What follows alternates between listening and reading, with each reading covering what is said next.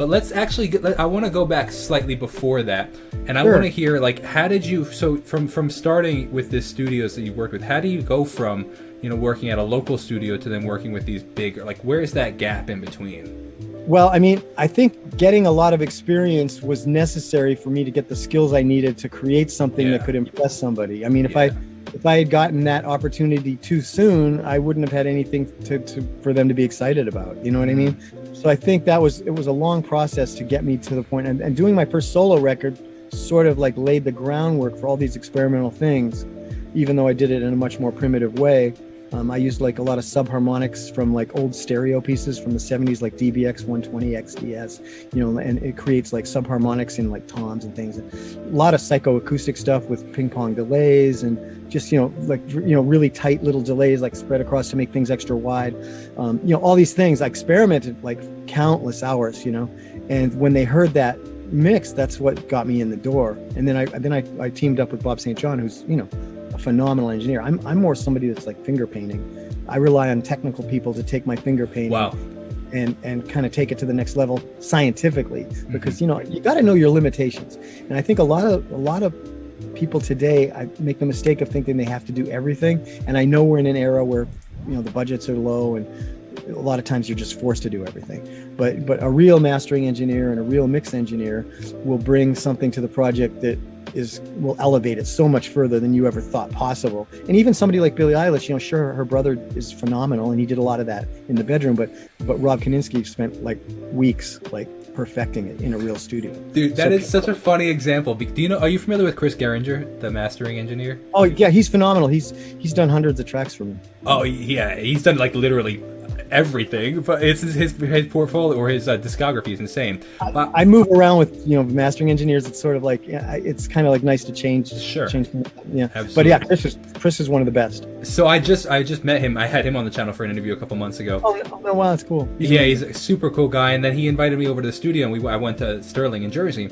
Oh, nice. And it was we got on the same topic, and he used the same exact example. He's like I'm kind of sad that while the bedroom producer is so popular right now, it's only a half truth. He's like Phineas and Billie Eilish, like they put off this bedroom producer vibe, which is true. But then, like he said the exact same thing. But then Phineas sends it to a mixing engineer, and he's like, and that's what elevates it to sound like So yes. Funny you use that exact analogy. It's just kind of a recent one, Yeah. And so much of what I hear, like you hear so many like things with lots of potential, but they're harsh. They're peak limited. They fatigue your ears after 10 seconds. You just want to shut it off, and that's because a lot of people just don't have the experience, and there's certain things like clipping and all this, it become these trend words, and it's like, yeah, sure, it's a trend word, but it hurts my ears. Yeah. No, that's true. And you said not to sound old and cranky. I mean, I love a lot of modern stuff. There's so many people pushing envelopes, and even in hip hop, it's amazing. Some of the engineers that are working in this space, like James Hunt, who works with Kendrick. I mean, like guys, we worked with him over at Encore.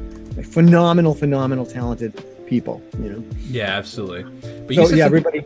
Yeah, they get the impression that they can.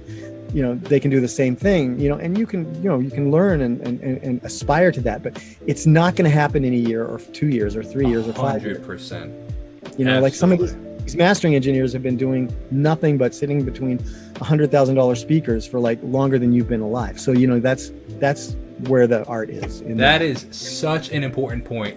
I couldn't agree more, because you compare, as an artist that's starting off, myself even have been in the industry for a while, or just like 15 years old and just starting off, you're comparing your mixes that you've been like mixing or you like producing or whatever you want to like aspect of it for a year, 3 years, 5 years with somebody that's been in the industry for 35 years. And like, that's, you can't compare. That's why they sound so, that's a great point. Well, there's an engineer I work with. He's a full-time employee, more a business partner than an employee. Cariati Suteja. You should get him on here sometime. I'd love to. He's phenomenal mix engineer, and without him, my story wouldn't be what it is. I mean, so we've been working side by side for 22 years. So I always have to mention how important what he does on a daily basis is to elevate what I do. Our jobs overlap in so many different ways. I love that. That's a really, really, really under talked about but really important point to get people that like can really just better what you do. Yeah, if you surround yourself with the right people, they will elevate you much faster. I mean, you can cut down the amount of time it takes to get to where you need to go by 50% or more. Absolutely. Double down on your strengths and sub out your weaknesses. 100%. That's amazing.